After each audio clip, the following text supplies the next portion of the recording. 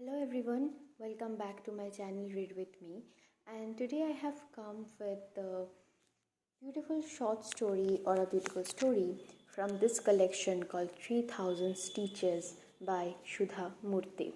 I hope you enjoy it. Let's start. No place like home.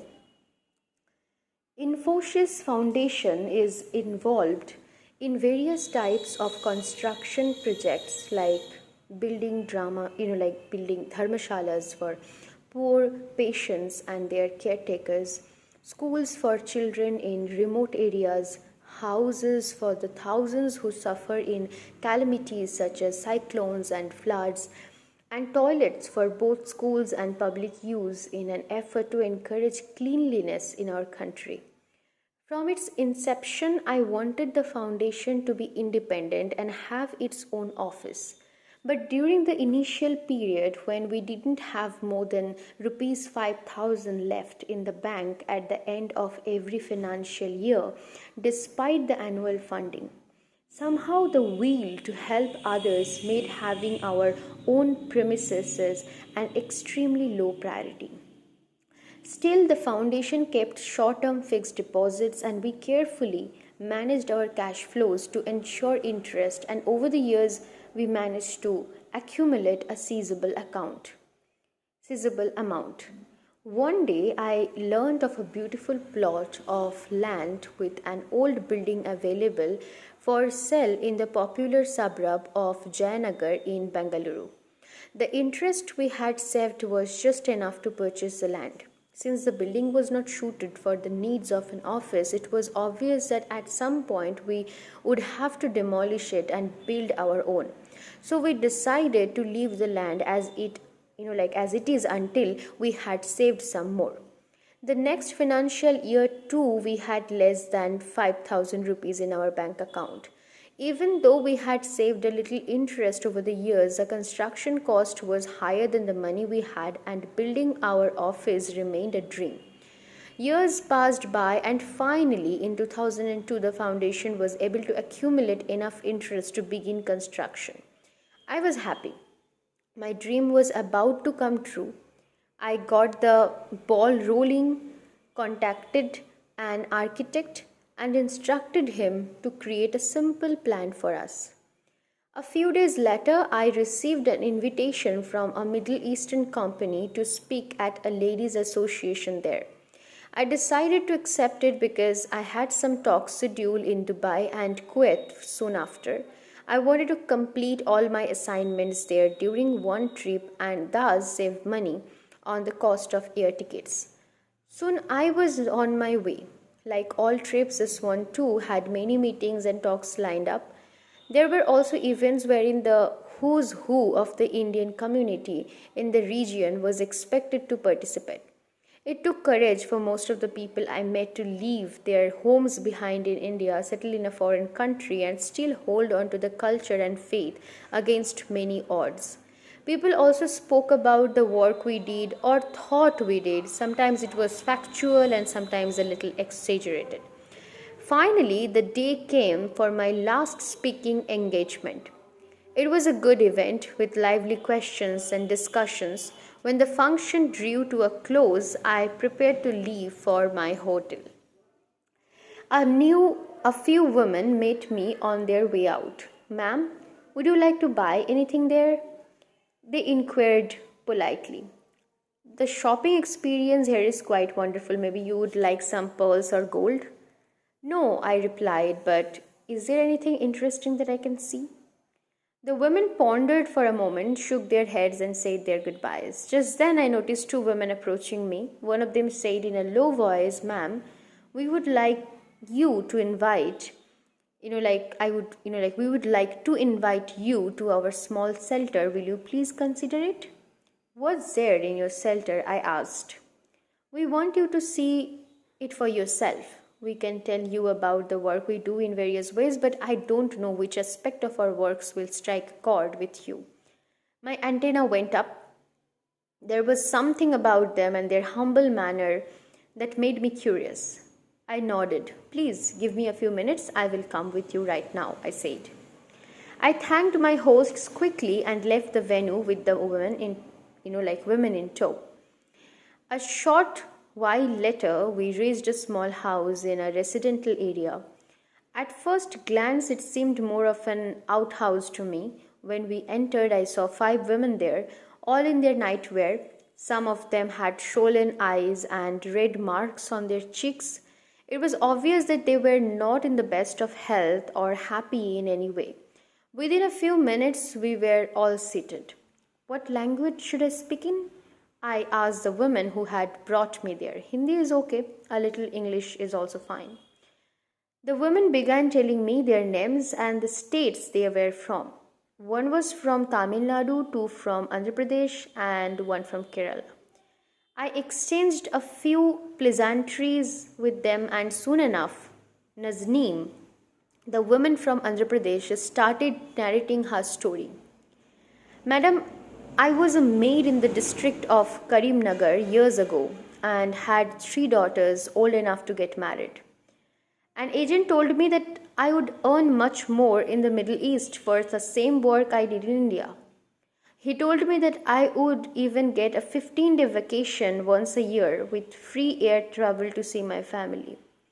I realized that if I worked here for 3 years, I would save enough to bear the wedding expenses of all my daughters. It was everything I could ask for. Our financial troubles would go away. My husband, who is a vegetable vendor, kept reassuring me that he would look after the girls during my absence. He encouraged me to go as long as I kept in touch regularly. So with my limited savings and by selling all the gold that I had, I paid for my passport, visa, travel fare and the agent's commission. Her eyes clouded over as the memories came flooding back. When the time came to say goodbye, my heart left heavy and I was afraid. I had never been, traveled from Karimnagar to the big city of Hyderabad. Then how would I travel abroad and manage things all alone in a country completely foreign to me? How would I be able to live away from my family? The agent assured me, the family you are going to work for are kind. They are also the same religion as you. You wouldn't take too much time to adjust. I had already spoken to them. They will treat you as a family member. If you are unhappy, you can come back after a year and not return. I felt somewhat relieved, and for the first time in my life, I traveled to Hyderabad on my own and then took a flight from the city to come here. I interrupted her. Were you scared during the flight? Naznim thought for a moment. Not really, she replied. In the airplane, I met many women just like me, both young and old, and I felt better knowing that I wasn't alone. Outside the destination airport, we were handed a burqa each and were directed to a bus. The heat was unbearable and it felt like I was almost on fire. Karimnagar is a hot place in India, but the level of heat in this country cannot be described. Despite the scorching heat, the bus was not air conditioned. We were all expecting a luxurious bus like the one the agent had promised. We dismissed it as an error or a problem with the bus availability. In fact, most of us believed that it might rain soon, like it happens in some parts of the South India. An hour ride later, the bus dropped us at a location from where we were taken to different houses for our own new jobs. The house I was taken to was huge, beautiful and air-conditioned. I was given a tiny room near the kitchen. First, I met the house manager who took my passport and handed me some cleaning supplies and told me something in a language I didn't understand. Thankfully, there was another woman housekeeper from India named Santosh who translated everything to me. Your work begins right now. Start cleaning the whole house and make it spotless. Madam has no tolerance for dust. Your meal timings are breakfast at 9 a.m., lunch at 3 p.m. and dinner at 10 p.m. Also, you must wear a burqa wherever or whenever you go outside the house. I took some time to unpack my bags and use the bathroom. Then I went back to search for Santosh. The supplies were good and Santosh taught me how to use them and introduced me to some of the electronic cleaning equipment too. Over the next few days, I hardly saw the owner of the house. She was either out of the country or living on a different floor. I always reported to the house manager. Santosh and I began to get to know one another. One afternoon when we had a few minutes alone, she asked me, "Why did you come here?" This is not such a good work environment. We work like donkeys from morning to night with minimal rest, and sometimes we have to endure the wrath of the house manager for no fault of ours. Though we have come for household chores, we always get burdened with extra work. Look at me, I help in the kitchen, bath all the young children, iron all the clothes, and wash all the dishes. Now they have brought you here to clean the house, but that's not the only work you will be assigned. You may have to do the cook's job when he doesn't show up, or run errands as and when needed. It doesn't matter as long as I get a good salary, I replied honestly. That's what I used to think too, said Shantosh. There was sadness in her eyes. We don't get a rupee in our hand. Sometimes the owner says that the money has been deposited in a bank account or that it has been sent to our family. It's been a year since I came here, but I haven't received any payment directly. But our agent said it doesn't matter what your agent said or who he is. They are all the same. They have lied to us and lured us into this country and job. We are poor and we fail for the hope they gave us. They know that once we get here, it is difficult to return. The agents know that we are all alone here. In this country, we can't even go out without a man accompanying us. The owners also keep our passports with them, making it impossible to leave this place. For the first time since landing here, I became afraid. I didn't know what to do. Santosh, you have been here for a year. When are you going back? Are you going to quit work or change jobs? We can't quit or change jobs without the owner's consent. Most of the bosses don't allow it. So I am trying my best to return, but I need money for a one-way ticket and my passport.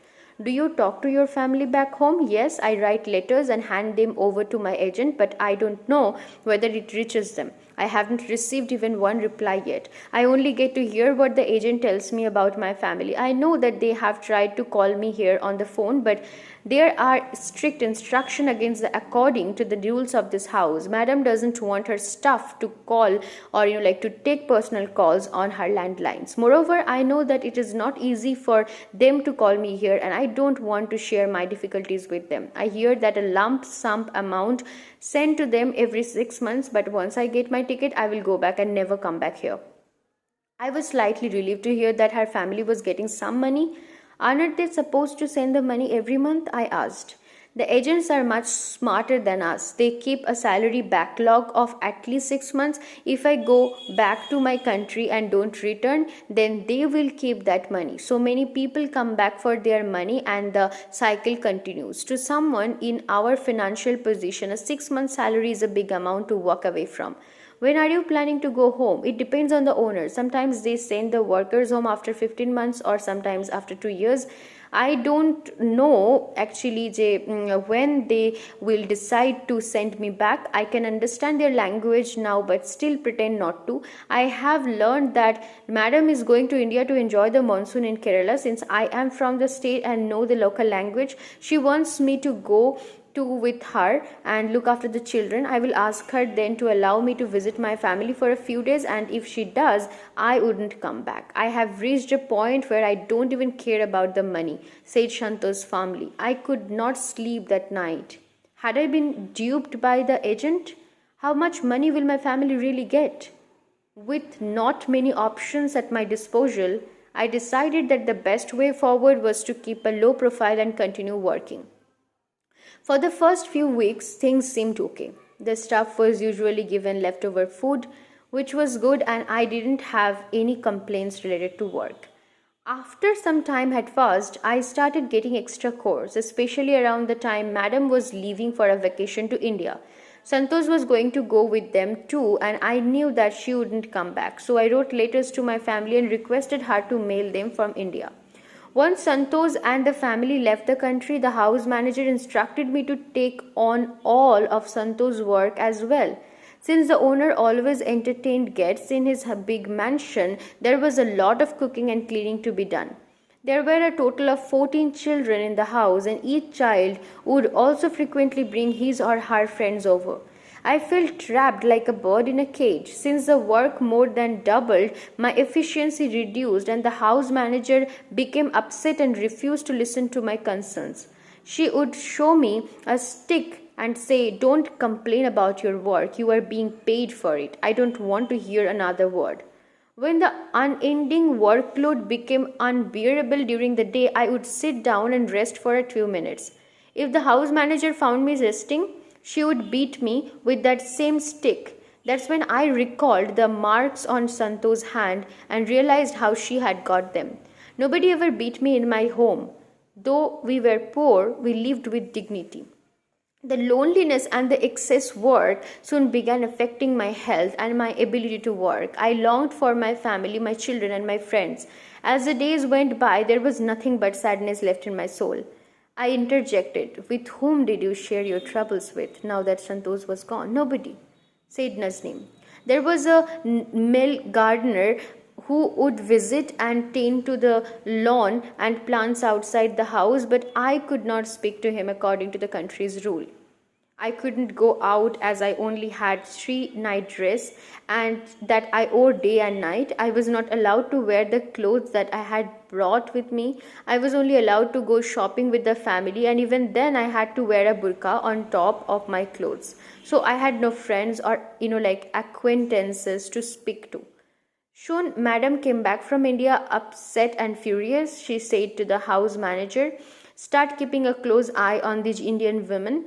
Santosh never came back after she went home. She cheated me. So for now, don't allow this woman to go home anytime soon." These words dampened my spirit, and I cried in the shadows, wondering when I would see my family again. One morning, I overheard a conversation between Madam and the house manager. "Whatever you say, Indian women are the best for household work," she told the manager. "They do their jobs quietly. Don't answer back or complain too much." The house manager said something unintelligible. "Recruit 2 more," she instructed. While I hated the thought of somebody else going through what I had endured, I was at the end of my rope and hoped that this would reduce my workload in the course of time. Weeks later, I was down with high fever.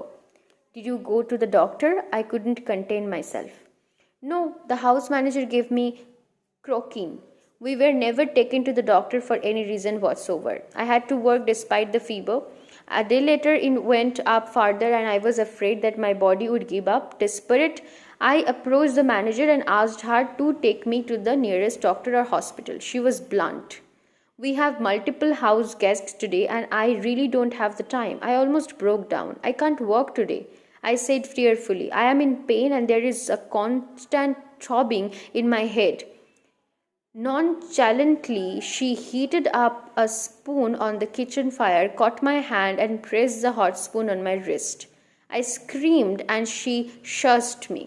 "Don't scream. Nobody will come to help you. You are a servant and must behave like one. Go and start working now," she said, her volume matching mine.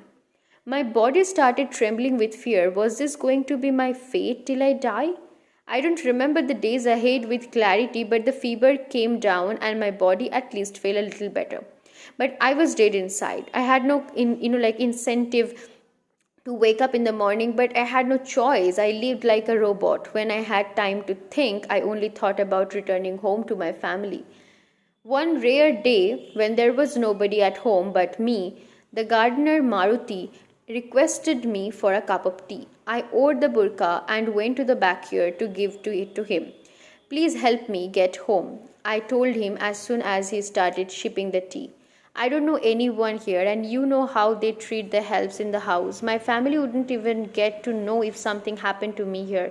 You are like my brother. Please, can you lend me a hand?"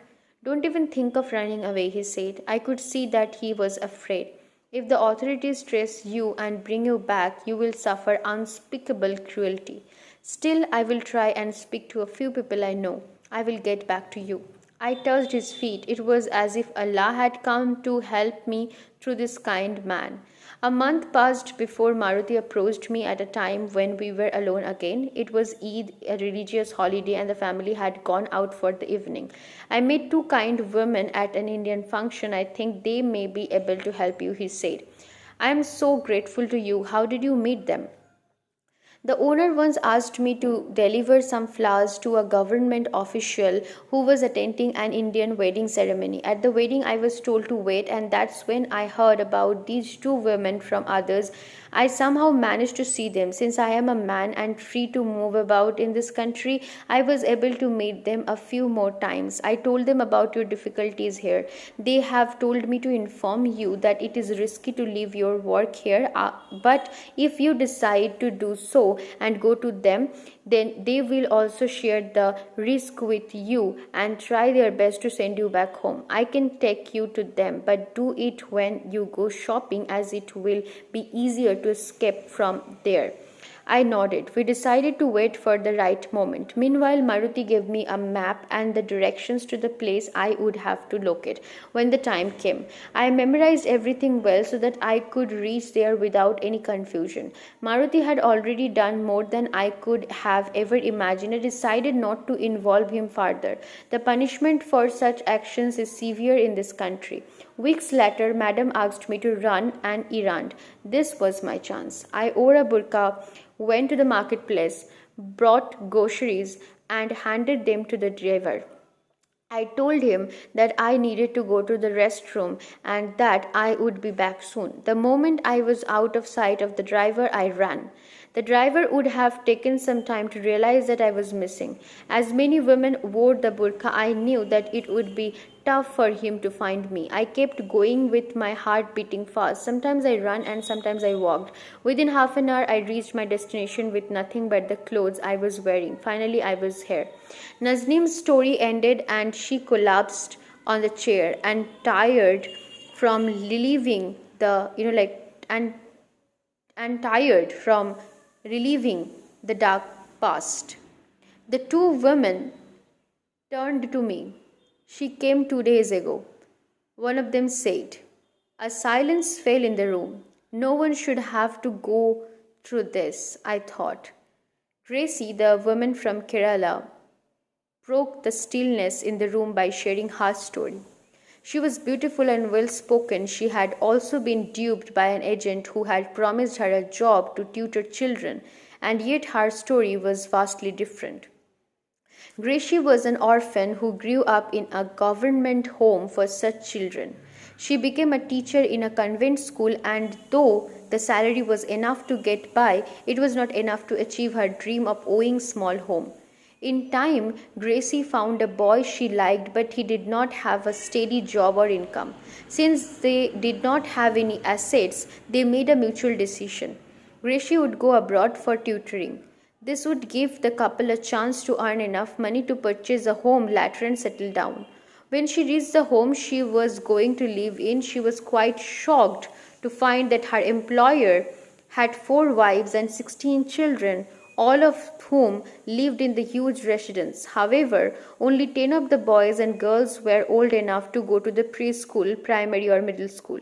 Gracie taught the children subjects such as English, mathematics, history, art and craft and manners. For a few years things seemed all right and she was treated fairly well.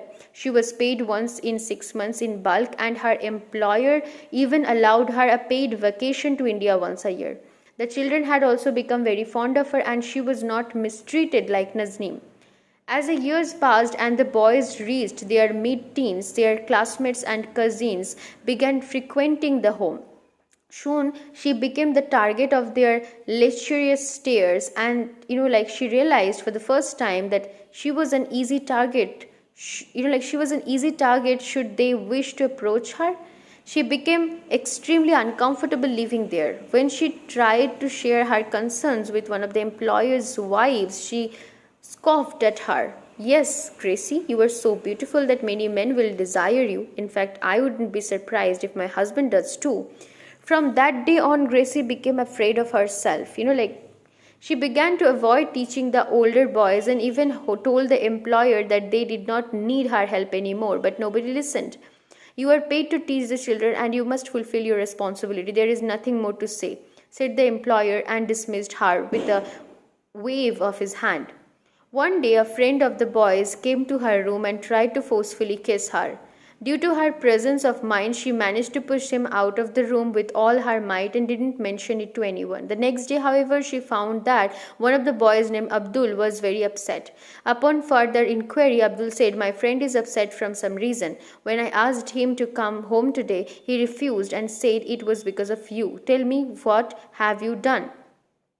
Gracie found it hard to share her troubles with a 16-year-old but thought it wise to tell the truth to her ward. To her astonishment, he laughed. "You are very attractive," said Abdul. "I can't blame my friend for not being able to control himself. If you were ugly like the cook, Fatima, then nobody would want you." "Abdul, I am your teacher," said Gracie very firmly, despite the tremors she was beginning to feel in her body. "How dare you speak to me like this? I am no longer a child. I am a man now and look at women from a different perspective," he responded and walked away casually. It was then that I realized that the home was a ticking time bomb from me. I was better off living in a rented house in my country than staying under such duress in that residence. Nobody, neither the employer nor his wives, was going to protect me if something were to happen. I was fortunate enough that my passport was with me, and yet I had no money. But I knew these two kind women here who helped women in such distress. "How did you get to know about them?" I asked. "It was a stroke of luck. Last December I had attended a Christmas party. It was there that I met them and learned about their work. Once the time was right, I walked to the shelter, leaving all of my belongings at my employer's home," she said, staring at the floor. There was nothing for me to say. I felt ashamed and disgusted at the world today, where half of the population does not feel safe. The two other women, Rosa from Tamil Nadu and Nina from Andhra Pradesh, shared their stories with bouts of tears. Their experiences were worse. Each had traveled a different path, but both had been raped by their employers. I couldn't hold back my tears any longer. What a wretched life these women have had. How does one even begin to get over such trauma? It took me a few minutes to compose myself. I glanced at the two women sitting near me. How did they send these women back? One of them said, "Once these women come to the shelter, we go to the Indian embassy and get new passports made for them. It is difficult and at times we run into problems that cause delays. But the real problem is their departure from here. Legally, we can't keep them in the shelter beyond a certain period of time, and we have to buy a one-way ticket for them as soon as we can. And if we have to book it at short notice, we have to almost always pay a high price for it. Who pays for the tickets? We ask around and reach out to everyone we can.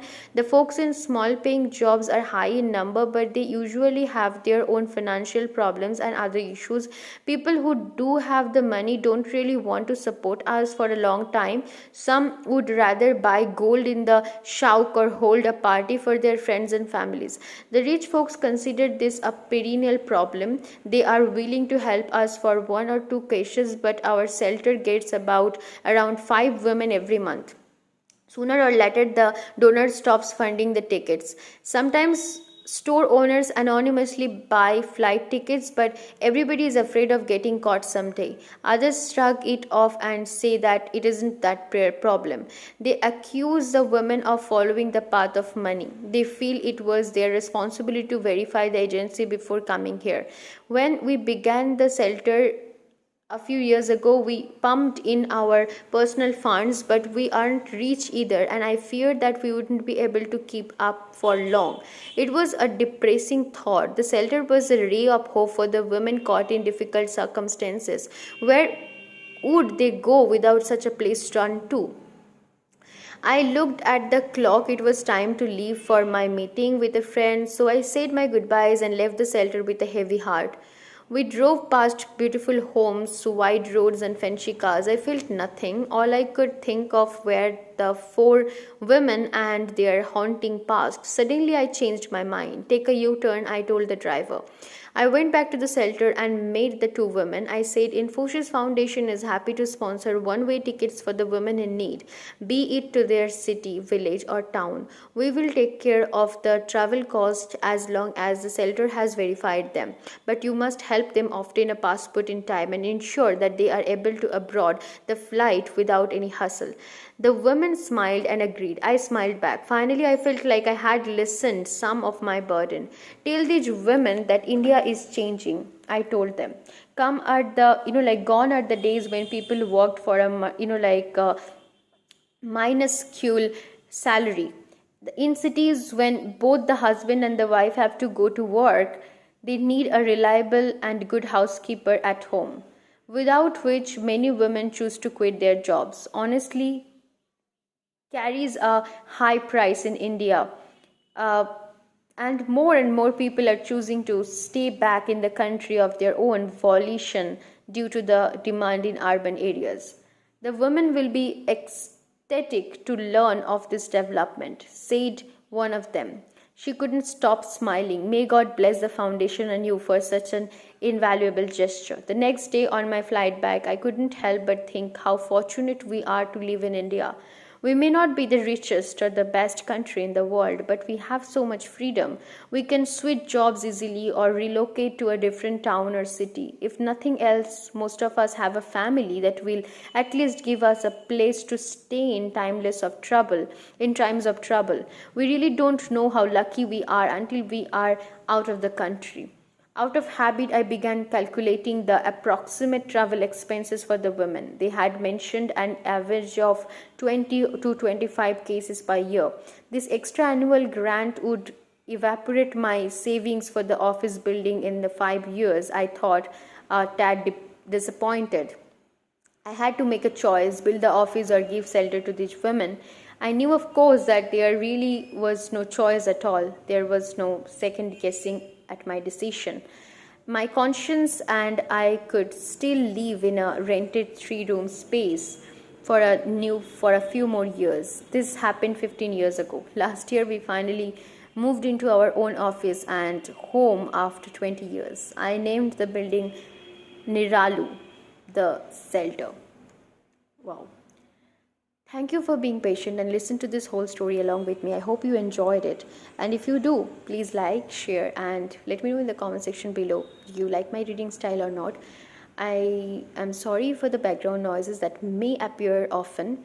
And at the same time, I would like to mention that I always try to keep the readings very much spontaneous so that I can make myself feel that I'm among you all sitting and reading this out to you. If you have any suggestion regarding what kind of book I should read, let me know in the comment section below. I will definitely gonna make them as soon as I will be getting some time. So till then, stay blessed and stay happy. Soon I will be coming with another story. Smile. That's what is much important in life. So till then, bye.